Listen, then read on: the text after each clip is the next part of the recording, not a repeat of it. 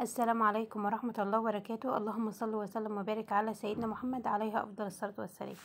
قبل ما أبدأ معاكم الفيديو، لو أول مرة تشوفي القناة ياريت تنزلي تحت على كلمة اشتراك تضغطي عليها وتضغطي على كلمة الكل عشان كل ما انزل فيديو كده يوصلك إشعار وتشوفي كده فيديوهاتي كده على طول. طبعا ما تنسناش مني لايك وكومنت حلوة منك، شجعوني كده باللايكات والكومنتات عشان ننزل كل يوم فيديو مع بعضينا.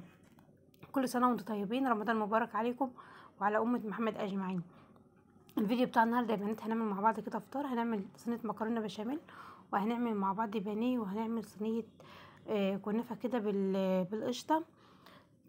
تابعوا الفيديو للنهايه وان شاء الله كده هينال اعجابكم. اول حاجه كده عملتها، جبت كده حله حطيت فيها ميه وسبت الميه بتاعتي لحد ما غلت، ضفت لها كده رشه من الملح ورشه كده من الزيت، وبعدين نزلت بكميه المكرونه اللي انا هعملها. جبت كمان طاسه، سبت طبعا المكرونه كده تتسلق، وجبت كده طاسه حطيت فيها شويه من السمنه، نزلت كده بفرمت كده بصلايه كبيره، فرمتها فرم ناعم. شوحت كده البصلايه لحد ما البصلايه بتاعتي ما دبلت كده شويه، بعدين نزلت بكميه الفراخ اللي معايا. حابه تعمليها فراخ او لحمه مفرومه على حسب ما تحبي يعني، بس انا عملتها كده بفراخ، احنا بنحبها يعني بالفراخ. الفراخ اللي معايا انا مش فرماها، انا كنت مقطعاها قطع صغيره خالص يعني زي المفرومه بالظبط. بس كده بنقلب كده البصله مع الفراخ، وبعد كده لحد الفراخ بتاعتي ما تستوي. بعد كده اضيف لها بقى ايه التوابل. هنا المكرونه كانت خلاص استلقت، صفيتها، جبت المصفى صفيتها، وبعد ما صفيتها بديها كده شطفه. هي المكرونه انا بحب اشطفها، اي مكرونه مكرونه بشاميل، مكرونه بالصلصه، اي مكرونه انا بعملها بحب ان انا اصفيها عشان تنزل كميه النشا الكتيره اللي ملهاش لازمه في الميه يعني وكده مع الشطف. هنا برضو يا بنات برضو ما زلت كده ايه بشوح كده في اللحمه مع البصل. وهنا جبت كده حله، قلت عشان استغل الوقت حطيت فيها 4 معالق كبار من السمنه، حابه تعمليها بزبده حابه تعمليها بسمنه على زيت على حسب ما تحبي. انا حطيت 4 معالق كبار من السمنه، وحطيت عليهم 4 معالق كبار من الدقيق، وهبدأ ان انا اشوحهم عشان اعمل البشاميل. البشاميل دي طريقته سهلة وبسيطة وكمان مظبوط يعني. بصوا الدقيق على كمية السمنة لازم يكون الاتنين الكمية واحدة. الكمية ديت هتاخد معايا كيلو من اللبن او لتر من اللبن. بس اللبن لازم يكون بارد يعني، ما يكونش مثلا تكونش غالياه وتروحي تضيفيه على طول كده على الدقيق اللي معاكي، هيغلي بسرعة ومش هيستوي ومش هيبقى طعمه حلو. هنا كده كنت بضيف التوابل للحمة او للفراخ. حطيت كده ملح وكزبرة ناشفة وشوية من الفلفل وشوية من السبع بهارات. التوابل المتوفرة عندي ضفتها كده ايه للفراخ، هديهم كده تقليبه كده مع بعضيهم، وبعد كده هفصل عنهم لان خلاص الفراخ بتاعتي استوت يعني. بس قلت اضيف اخر حاجه كده معايا التوابل. انا ما بحطش للمكرونه ولا طماطم ولا فلفل، احنا بنستكفى بالبصل بس. لو هعملها باللحمه برضو ببصل بس، لو بفراخ نفس الموضوع، بصل ما بنضيفش ولا طماطم ولا صلصه ولا فلفل اخضر ولا فلفل الوان ولا الكلام ده كله. خلاص كده هنا كده بعمل البشاميل طبعا ايدي فيه. ضفت كمان التوابل. وبعد كده هضيف اللبن اللي معايا، كيلو اللبن اللي معايا. هنا طبعا لازم الدقيق بتاعك يتشوح حلو وريحته كده تطلع معاكي او يتحمر حلو عشان خاطر يكون طعمه حلو معاكي. لكن لو الدقيق ما تحمرش كويس ريحته كده ما طلعتش معاكي، هيتلاقي طعم البشاميل مش حلو. نزلت كده بكيلو اللبن وبقلب كده على طول لحد ما اوصل للقوام اللي انا عايزاه. لازم كده ايدك تكون فيه عشان ما يكلكعش منك، لو كلكع منك هيحتاج ان انت تحطيه في الخلاط وتضربيه عشان يبقى ناعم معاك والكلام ده كله. فاحنا بنختصر كل الموضوع ونقف مثلا 5 دقايق كده لحد ما البشاميل بتاعنا ما يستوي ايدينا فيه عشان ما نقعدش نتعب بعد كده. بصوا ايدي فيه كده على طول بغلب فيه لحد ما يتقل، وبعد ما يتقل كده بالقوام اللي انتوا شايفينه ده هيغلي. لا لازم يغلي معايا عشان خاطر اتاكد ان الدقيق اللي معايا ايه استوى. ادي كده يا بنات البشاميل بتاعي طبعا بعد ما رفعته خلاص من على النار كان استوى. هضيف له ايه، هضيف له بيضه. جبت كده بيضة وربيتها كده مع شوية رشة ملح ورشة فلفل عشان خاطر ريحة الزفارة. بحط كده البيض، بنزل بالبيض على البشاميل. طبعا هو البشاميل لسه سخن بس ايدي فيه كده على طول عشان البيضة اللي معايا ما تستويش. بس بقلب كده عشان خاطر البشاميل كله يبقى فيه بيض. وبعد كده هنبدأ ان احنا نجفف صينية المكرونة اللي معانا.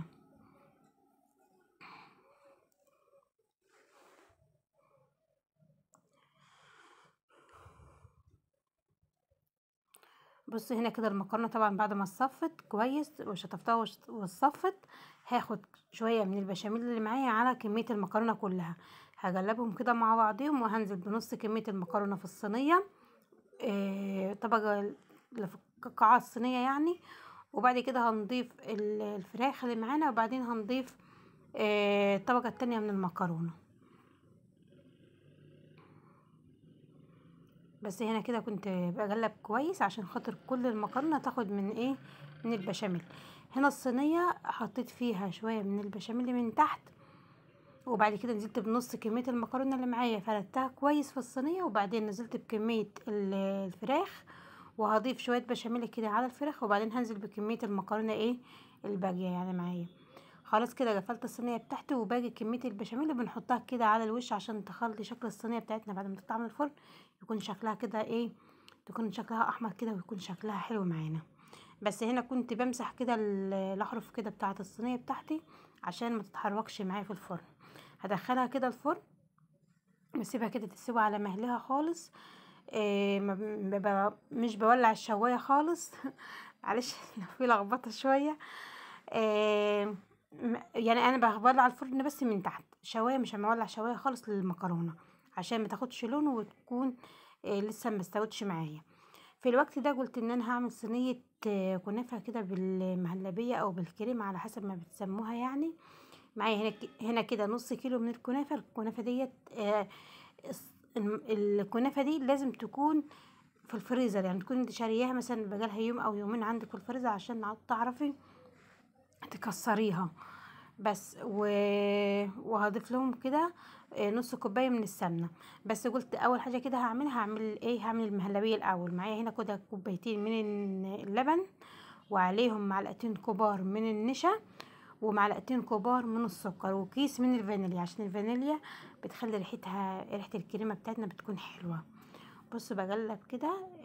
المهلبيه برضو لازم تكون ايدك فيها على طول، يعني تفضلي كده تقلبي فيها كده على طول لحد كده ما تغلي معاكي وتتاكدي ان هي غلت كويس عشان تكون استوت وتكون طعمها حلو. بصوا شايفين ده القوام بتاعها. كوبايتين اللبن عليهم معلقتين كبار سكر، عليهم معلقتين كبار من النشا، عليهم كيس فانيليا. بس هي ديت الحشوه اللي احنا هنحطها للكنافه اللي معانا. الكنافه طبعا طلعتها من الفريزر كسرتها او فرقتها يعني عشان خاطر تكون حلوه معايا.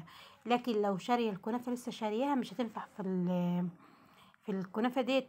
في الكنافه اللي هي محشيه مهلبيه او محشيه كريمه ما تنفعش تكون الكنافه لسه يعني طازه لسه شارياها، لازم تكون حطها في الفريزر كده عشان تعرفي تكسريها كده وتكون معاكي حلوه. خلاص كده طفيت على المهلبيه اللي معايا، وجبت كده نص كوبايه من السمنه سيحتها، وهبدا كده ان انا اشرب الكنافه كلها كده من كميه السمنه اللي انا حطاها.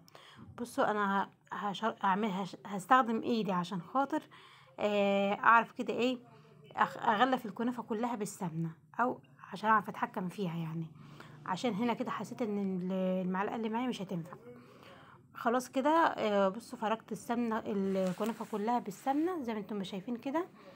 وخلاص وجبت كده الصينيه بتاعتي اللي انا هعمل فيها ديت صينيه البسبوسه، اصغر صينيه في الطاوله. هي متعوده انا على طول لما بعمل صينيه الكنافه دي او الكنافه اللي هي بالمهلبيه بعملها في الصينيه دي على طول. خدت نص كميه الكنافه حطيتها في قاع الصينيه من تحت، طبعا الصينيه فيها دهنها مسحه من السمنه.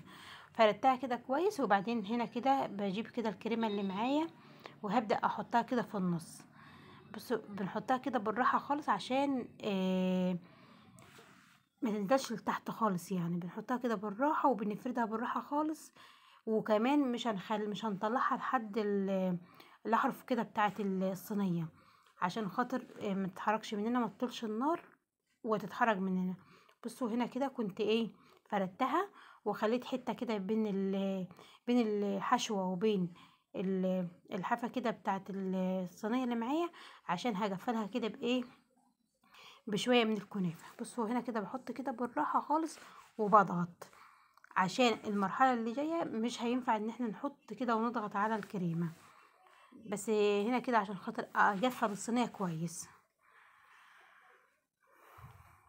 باخد كده شويه شويه كده بايديا كده وبالراحه خالص، وبحطهم كده وبضغط عليهم عشان اجفل الصينيه بتاعتي كويس خالص كده، واتاكد ان ايه ان الكريمه بتاعتي ما تسيحش وتطلع كده لبره وتتلسع مني.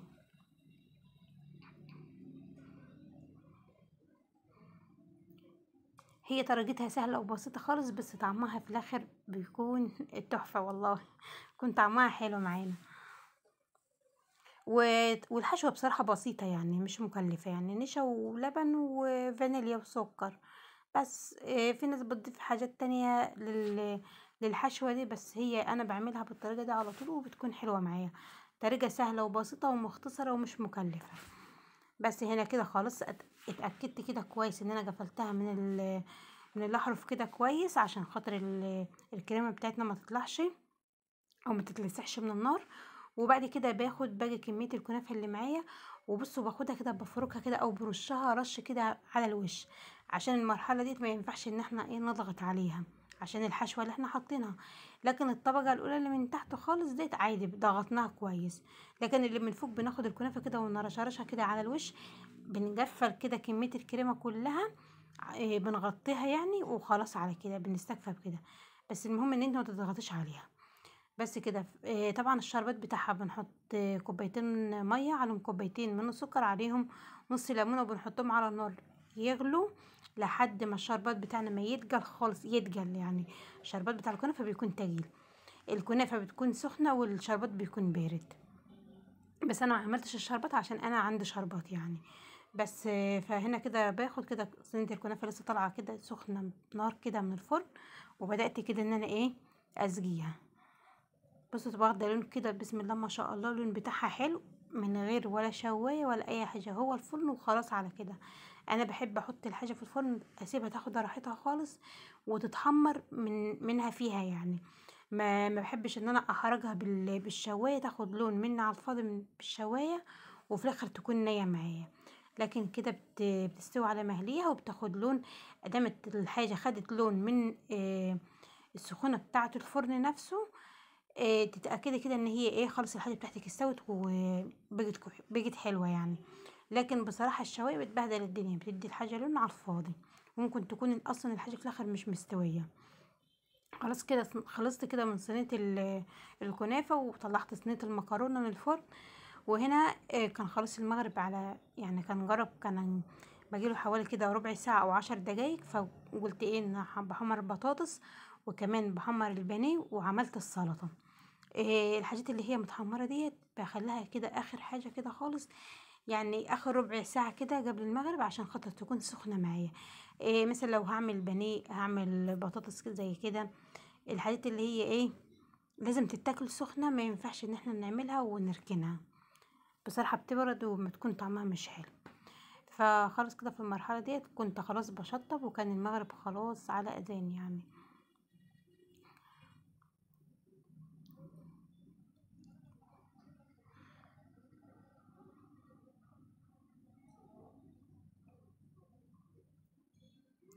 بصوا قطع البانيه انا ما بسيبهاش زي ما هي كبيره، ممكن اللي بلاقيها كبيره زياده عن اللزوم بقسمها بصراحه نصين يعني عشان يكون شكلها حلو معايا بس. وهنا كده بوريكم كده يا بنات الاكل بتاعي كان خلاص خلص. المكرونه هي بعد ما طلعت من الفرن بصوا ما شاء الله واخده لون حلو ومستويه كويس. وادي البانيه كمان بعد ما حمرته يعني او بعد ما جليته. وادي كمان صينية الكنافة اللي معايا. ده كده اكلنا البسيط خالص.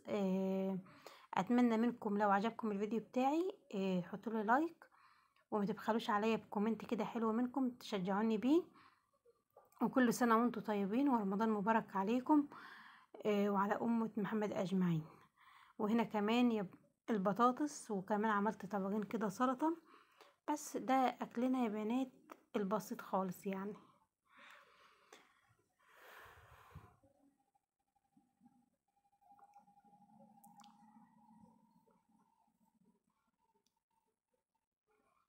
عايزاكم بقى ايه، قيموني بقى وقولوا لي ايه رأيكم في الاكل وشكله حلو وكده.